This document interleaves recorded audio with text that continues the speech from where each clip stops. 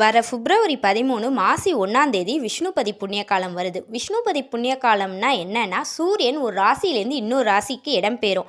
அதை தான் விஷ்ணுபதி புண்ணிய காலம்னு சொல்கிறோம்.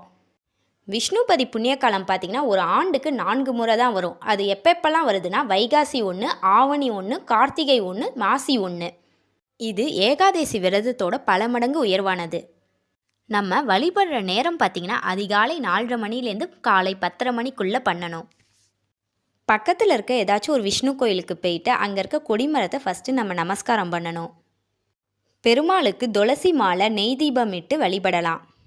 கொடிமரத்துலேருந்து கருவறையோடு சுற்றி 27 முறை வலம் வரணுங்க. நம்ம கையில் 27 பூக்கள் வச்சுக்கணும். ஒவ்வொரு தடவை நம்ம கொடிமரத்தை சுற்றி வரும்போதும் ஒவ்வொரு பூக்களை வச்சுட்டு வரணும்.